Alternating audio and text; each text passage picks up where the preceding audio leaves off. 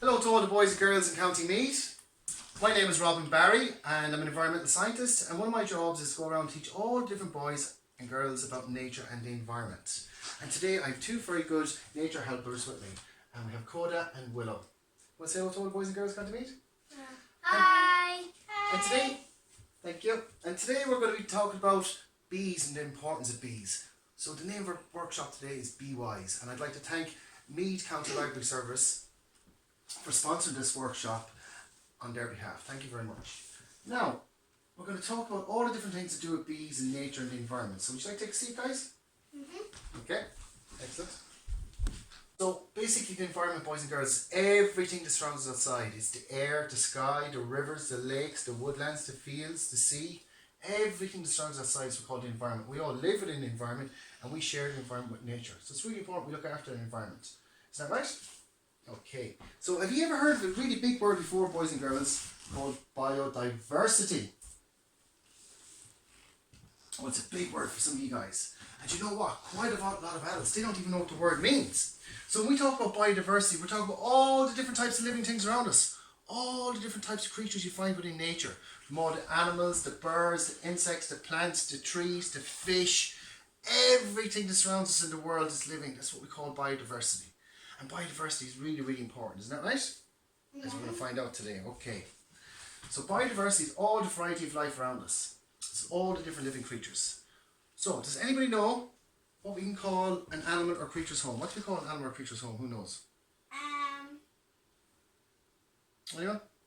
Did we hear of the word habitat? Habitat.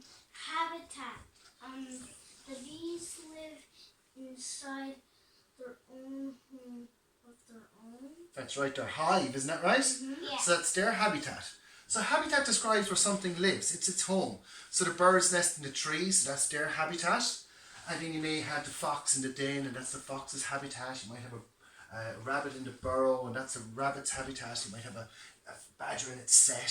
So there's lots of different types of habitats. And of course, in the fish will live in the rivers and the lakes and the sea, and that'll be their habitat. Isn't that right? There's lots of different types of habitats. So habitat describes where something lives. Isn't that right? So it's really, really important. And we've got lots of biodiversity all around the world, boys and girls. We've got so many different creatures within our planet Earth. And we're very lucky to have all this different biodiversity. But it's really, really important we protect all the creatures within our Earth. Because if we don't look after creatures, some creatures could become extinct. And that's not very nice, is it? And do you know what I mean by extinct? Yeah, it means that they're extinct like dinosaurs are. Very good. So dinosaurs became extinct long ago, isn't that right? Yeah. So we don't want anything to become extinct. That's why it's really, really important we look after our habitats, look after the homes where all the different creatures live. Isn't that right? So that's really important. Yes, Coda. If we just instinct them, it would be bad because we might miss them. And if we just instinct the animals all around Earth, we'll have no animals to learn about. That's right. And that wouldn't be fun, would it? No. So it's really important that we learn about all the different creatures and try and protect biodiversity and protect nature and all the habitats the creatures live within. Is that really important? Okay, fantastic. Now, are in danger of becoming extinct. And that's not good, is it? No, because we don't want bees to become extinct, as we're going to find out now. They're really important for us humans. So just so we know, we've only got one honeybee, haven't we? There's one type of honeybee. And then we've got 21 different types of bumblebees. And these are big, strong guys. Some have kind of orange tails, some have white tails, and some got stripes in their bodies. So these are big, strong guys. So they're called the bumblebees. So we have 21 bumblebees, and we've got 77 what we call solitary bees. And solitary bees are bees that live on their own. They don't live in big groups or big communities. So they're kind of loner bees because they're out on their own. But they're very, very important for pollination, as we're about to find out. Okay?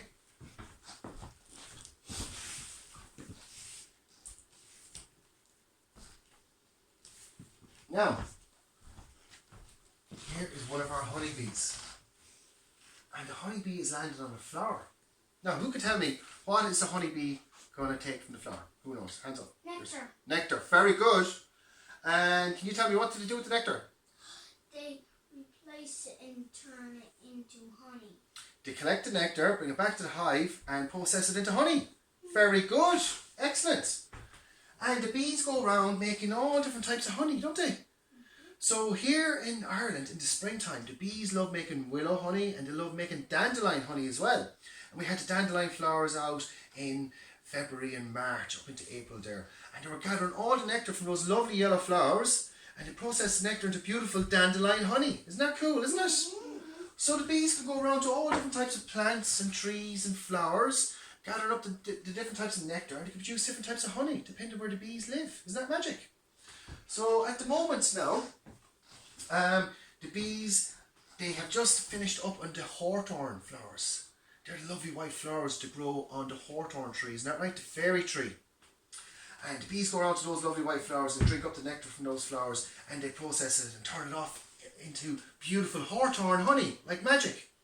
Isn't that great? And now in the next week or so, the bees are going to go around to the white clover and they'll start gathering up lovely nectar from the white clover flowers and they're going to make white clover honey. And I'd say in the next 2 to 3 weeks, the bees are going to start going around gathering up blackberry honey. Blackberry nectar to make blackberry honey from the blackberry bushes. So the bees go around to all the different types of flowers and trees depending on where you live. And they can make all different types of honey. So they can make horse chestnut honey. They can make honey, as I said, from the hawthorn flowers. Beautiful hawthorn honey. And one of the last honeys they make here in Ireland in the autumn time is our heather honey. We have the heather honey, and that's a really beautiful honey. It's very good for you. And then we have the ivy honey, and the bees can make ivy honey from the ivy flowers that come on the plant in around October, November. They make lots and lots of the ivy honey then before they go into hibernation to go to sleep for the winter. So that's great. Ooh, so they make some for themselves? Oh, they most certainly do, and I'll show you in a moment. Look, here's their honeycomb. And they have taken the honey and they taken the nectar, processed it into honey. Now they've filled up the honeycomb full of honey and they put caps onto it. So you can have a look at that. I'll get you framed to actually look at. So there's the honey. The bees have already stored up within the wax. Now, and here is the actual honey capped by the bees. It's a full frame of honey. And the bees have capped it up. Can you see that? They filled up all of the wax full of honey and they put caps on it. There's only a baby one that's stuck there. No, that's a bit of pollen. So that's okay. Baby. So now, there's our beautiful, beautiful honey. You get all different types of honey. This is some of the dandelion honey there now, inside the wax. Now, who can tell me what else do the bees gather from the flowers? Who knows? What else will they gather from the flowers? Pollen. Pollen, very good. And the bees go around to the flowers, gathering up all the tiny little specks of pollen. And they bring back these tiny little specks of pollen. You see the bee over here? All those tiny little specks of pollen. They got all those little specks of pollen up, put them into their pollen baskets on their hind legs here. And then they fly back to the hive where their pollen baskets are full. And they give it to the nurse bees and they store it up here inside the wax comb. And they store up all of that pollen. And then the nurse bees take that pollen and bring it to the baby bees and feed it to the baby bees. And we call it pollen bees bread. Because all the little baby bees are fed the pollen because it's full of minerals and proteins and makes them strong and grow into adults. And then they can learn to fly. Isn't that amazing? That is really cool. So that's our pollen. And the bees go around. Flying lessons? They do, yeah, when they get a little bit older. So the bees go around gathering up all the different bits of pollen. So you can have a look at the pollen here. Now, there you go, look. So there's the pollen the bees have collected. And they bring back those little granules of pollen on their back legs into the hive. Oh, so these are pollen. Yeah. So small little balls, each one was on their back leg. And they bring those pollen balls back to the hive and they store it up within the hive. And then the nurse bees feed it to the baby bees. Oh, guys, do you know there's something really magic happening? Every time the bee flies from one flower to the next flower, the same type of flower. So say for instance being on a dandelion flower. Do you know the lovely yellow dandelion flower? So if the bee's been on the dandelion flower and all that pollen sticks to its legs. And you can see it's been on a dandelion flower here, can't you? You see this one here? Yeah. Covered in pollen. So that bee now, when it flies onto the next flower, some of that pollen rubs off onto the next flower and it pollinates the flower, which means the flower is fertilized and can make new seeds like magic. Mm-hmm. And here are some of the flower seeds that bees have pollinated, so the plants can make their seeds. So now those flower seeds can fall in the ground and grow into new flowers the next year like magic. Isn't that really cool? Yeah. So the bees help all of the flowers and trees make their seeds. Isn't that magic? Mm-hmm. Yes, that's really cool. And don't forget, lots of birds love eating these seeds, and some animals as well, don't they? Yeah. Yeah, definitely. Like some squirrels and our hedgehogs and those kind of creatures. Isn't that right? Wait, don't goats eat them? Goats eat they'll eat some of the seeds off the trees. Yes, goats will. Definitely.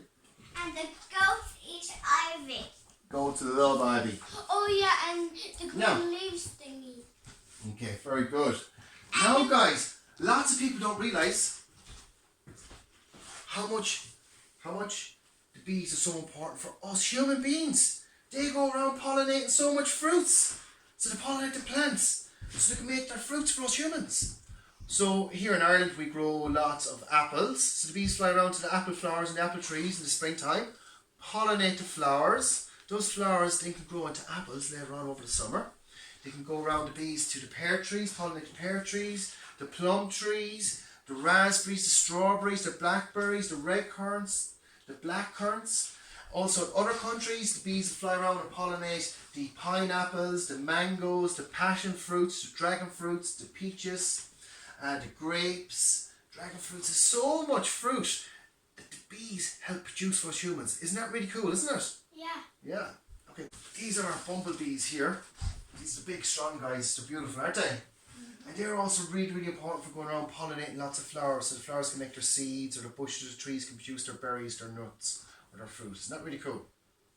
Right. What else? This is the babies here inside the hive. They're all capped, and they're about to hatch out there. The baby young bees, young adult bees, and that's what it looks like in the wild. There, their beeswax all drawn down off the branch of the tree.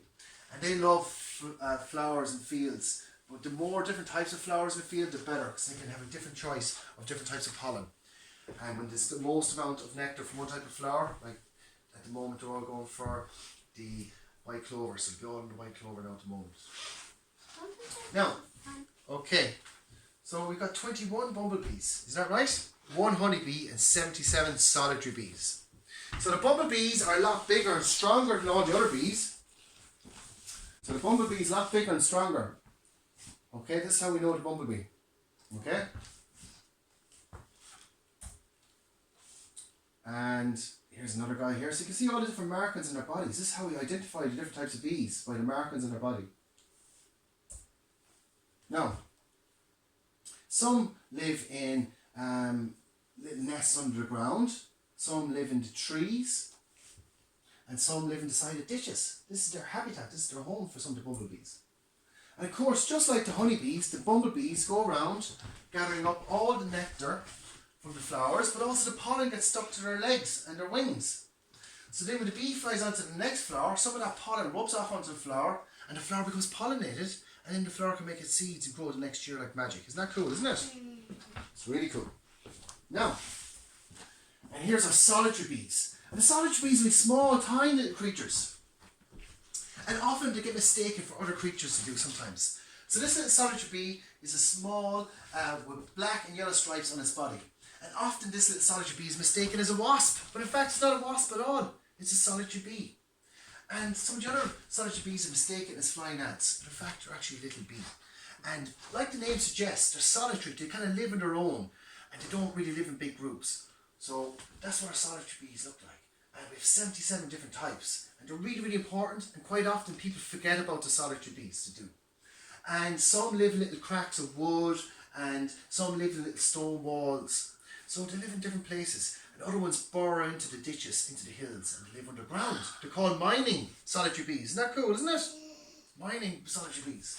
So they're really cool guys. It's really important to look after them. Okay, so our butterflies are really, really important pollinators. And just like the bees, the butterflies go around drinking up all the different nectar from the flowers, don't they? And And then of course the pollen can get stuck to their legs and their wings, and when the butterfly flies onto the next flower, some of that pollen can rub off its wings and pollinate the flowers, isn't that right? Yeah, so butterflies are super important pollinators.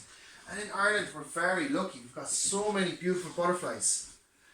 And we're really, really lucky to have all these different types of butterflies here in Ireland. So super important we try and protect them and protect their habitats, where they live. And of course, they all need different types of flowers and different types of plants and different types of trees to go to get the nectar and also to lay their brood of eggs. Okay? So that's really, really important. So they don't all use the same flowers. They all have different types of flowers. So this one here is the yellow brimstone butterfly. So it's the only real yellow one we have in Ireland. And this yellow butterfly needs a special tree known as the buckthorn tree. And she will only lay her brood of eggs on that type of tree. What's the other yellow one? Well, they're the same types. That's the female and that's the male. Oh. The girls are bigger. Now, isn't that cool, isn't it? Yep. So the butterflies are extremely important pollinators. Alright? Now, so of course the butterflies, they live in different areas.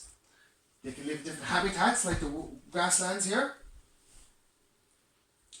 And of course different types of butterflies need different types of plants. So the butterfly we're looking at on the screen here is called the marsh rotillary. That particular butterfly needs a special plant known as devil's bit scabious. And she has to find that plant. If she doesn't find that plant, she can't lay her brood of eggs. And if you look very closely at the picture here, you can see her brood of eggs are laid here in the picture. You can see on the plant leaf here. Oh yeah, I see that. Yeah, so she's laid her brood of eggs there. That's correct. And now, those brood of eggs, what are they going to hatch out into? Babies. Baby what? Baby butterflies. Cat? Who? Caterpillars. Very good. Caterpillars. And you can see they hatch out into caterpillars. And they go around eating the leaves of that plant. And then, after a couple of weeks, they go into their pupate stage, into their chrysalis. And they go through a process called metamorphosis. And basically, do you know the way we get frog spawn? And frog spawn turns into tadpoles, the metamorphosizing tadpoles. And tadpoles metamorphosize into frogs. That's right. So the butterflies go through a similar process. They hatch from a little egg into a caterpillar. Then after a couple of weeks, they go into their chrysalis, into the cocoon stage. And then they hatch out as a beautiful butterfly. And the butterfly goes around drinking all the nectar from the flowers. And of course, as I said earlier, the pollen gets stuck to its legs and its wings. And when the butterfly flies onto the next plant, it rubs on the pollen onto that plant. And of course, the flower becomes pollinated. And we can see here is one of our dandelion flowers after being pollinated by a bee or a butterfly or maybe a hoverfly. And now this dandelion flowers produce all its seeds. And this plant is a really clever plant because it's got parachutes on its seeds. So when the wind blows, all of those seeds are going to lift up into the air and get blown across the countryside. And of course, when they land on the ground, those seeds will then germinate and grow into new flowers later on. Isn't that great, isn't it? So pollination is really important. So boys and girls at home, it's really, really important that we all try and leave lots of flowers along the edge of our gardens or our driveways, or even on the roads now. The county councils are starting to leave the grass go wild and all the flowers are starting to grow. Do you think that's a good idea? Yeah. Yeah? Okay. And we can do this at home in our gardens. Instead of cutting all the grass every couple of weeks, we can choose maybe a corner of our garden and not cut it at all and let all the wild flowers grow. So we can produce and make a habitat for the butterflies and the bees. You think that's a good idea? And we can provide them with a shelter and a home and also food with lots of nectar and pollen. So that's a really good idea if we let some of our gardens go wild and let all the wildflowers grow and increase the biodiversity of our gardens at home. That's a really clever idea. What do you think about that? Yeah, because other boys and girls in other countries around the world, they're starting to do that now. They're starting to plant lots of plants to help the butterflies and the bees where they live. Because they know they don't want the butterflies and the bees to become extinct. And do we want them to go extinct? No, we don't. Because now we know they're really important for us to help us make our food and help the birds and the animals by helping the trees and the plants produce berries, nuts and fruits and seeds for them. Isn't that magic, isn't it? Excellent. So if we have our pets at home, is it really, really important to look after our pets? Yeah. Yes. And therefore, it's so important to look after nature and biodiversity. Do you think so? Yeah. So all creatures, great and small, it's really, really important we try and look after these creatures. Because it's up to each and every individual one of us, all the different boys and girls all around County Meath, to try and look after all the different types of creatures, particularly our bees and our butterflies, to help those creatures survive so they don't become extinct. And we can look at their beauty, and of course they're going to create lots of food for other creatures within nature and the ecosystems. So, would you like to come up and have a look at all the different specimens and see what we've got? Yeah, we can tell all the other boys and girls at home what we have. Okay, right. So we showed you some of the pollen. You can stand up here now. So here's some of the pollen that the bees collected themselves. And they brought it back in their legs. And we showed earlier how they store up the pollen inside the bees' wax. And you can see here inside the cells, they've stored up all of the pollen here inside the bees' wax comb. And then the nurse bees will take the pollen out and feed it to the baby bees. Okay? And we showed how the bees go around gathering up the nectar. And what do they process the nectar into? Honey. Honey, exactly. And we can see here, look, they filled up the cells, and when the cells are full of honey, they put a cap on it. And you can see here, the caps are just off the cells here. You can see the honey inside in the cells. And that's beautiful, fresh honey. And do you know what this honey is really good for, boys and girls? It's extremely good for us, and particularly if you've got any hay fever or allergies. If you take our local honey, you won't have stuffy noses and all blotchy eyes and runny noses. That'll be better for you, wouldn't it? If you have good, healthy local honey. So taking local honey is really good for your health and good for hay fever and allergies. Now, what else we got? So we got some honeybees. Of course, we didn't kill any of the honeybees because they work really hard for us. So we picked up some of the honeybees after they died of old age. Okay? Now, you can look at them. They won't harm you, of course. So they died of old age, the honeybees. And they're beautiful, small, tiny little creatures. And they do huge amounts of work. One honeybee may produce a teaspoon of honey in its life. So that's a huge amount of work that honeybee has to go through to produce that one teaspoon of honey for us humans. That's amazing, that is. Now, here is some of the pollen the bees have brought back and stuffed it into the wax. And I've done a cross section there where I've cut through it. You can see all the stuffed in bits of pollen, can't you? That's really cool. So you can see the colours of it there. And all the different pollens have different types of colour. And that's why we know what type of plants and trees the bees are going to by the different types of pollen they bring back. We know what types of trees that they're getting the food from.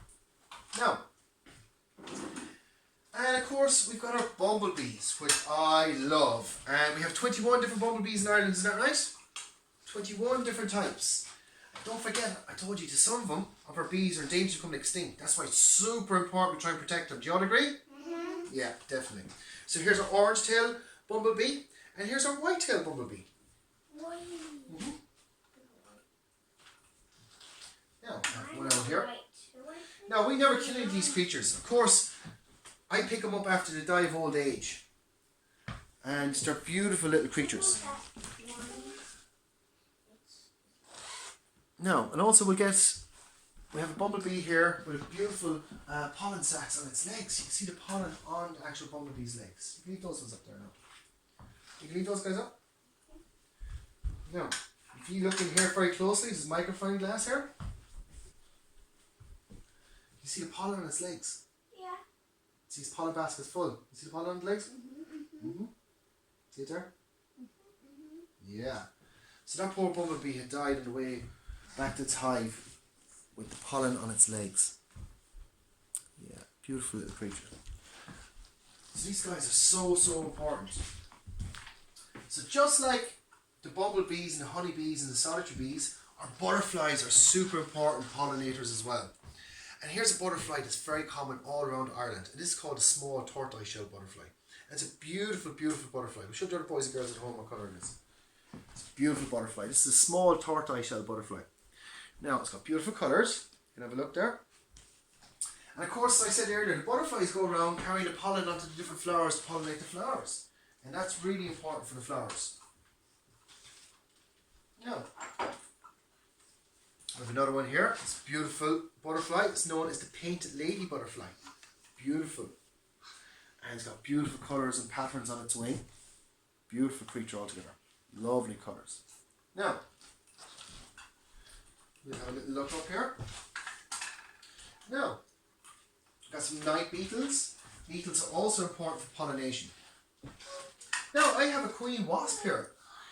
And she had died. She fell into a bucket of water. I found her, she died. So it's only queen wasps out at the moment. They're going around looking, trying to make nests and make lots of little wasps. So wasps have a bad reputation, but wasps are also really important for pollination. So wasps are really good for nature too, aren't they? Because they help the flowers and the trees and the plants grow. Now, what else have I got to show you? I got a really cool dragonfly here. This guy is known as the hairy hawker. And they also land on different types of flowers and plants as well. And they be hunting after other creatures. But they can help pollinate too. They're so big, aren't they? Yeah. We better show all the other boys and girls at home. Yeah, they're so big. They're so big. Look at that guy. See the design of his wings. Beautiful guy. So we've got lots of different dragonflies in Ireland. Very lucky to have dragonflies. It's one of my favourite. Now, we better show all the different types of butterflies we have here, right? Now, see these ones here? That's the painted ladies I was showing you. That's the painted lady ones. That's a small tortoise shell butterfly. These ones here are the peacock. That's the brimstone. It's the marble white. And these are the orange tip. And that's an easy one to remember because it's just got orange tip on top of their wings. Okay? And these ones here now are the speckled wood. See the way they got all speckles in them? And this one over here has got really striking colours. And this one's known as the red admiral. This one here is the cloudy yellow. They're beautiful butterflies, aren't they? And they can't harm us, can they? They can't sting us or do anything like that, no. And as I said earlier, the bees don't want to sting us because if the bees sting us, the bees die. And that's not good for them, is it? Yeah. No. Okay.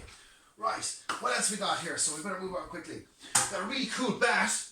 Because bats are also helpful for pollination, believe it or not, sometimes at night. And particularly in other countries, we've got the fruit bat in other countries. And they help pollinate lots of different types of trees. Okay. Now, oh, I got some shield bugs here. These are my shield bugs. So you can have a look at the shield bugs there. And I'm going to show the boys and girls at home the bat. Here's our pipistrellus. Small little bat here from Ireland. And you've got your shield bugs. Have you seen shield bugs before? Yeah.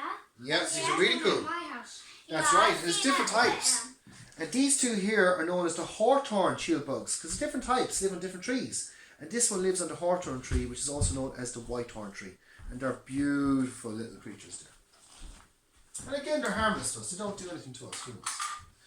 Isn't that so cool, boys and girls? So, we've done a lot today, haven't we? Do you think it's really fun learning about nature and the environment? Yes. Yes. And do you think it's really important we all be wise? Yes. And teach all the other boys and girls about nature and the environment? Yes. And all the boys and girls at home, they should go and teach their mums and their dads and their brothers and sisters about the importance of biodiversity and our pollinators, like our bees and our butterflies and our solitary bees and our hoverflies, isn't that right? Yeah. So important. Because we don't want any of these creatures to become extinct, do we?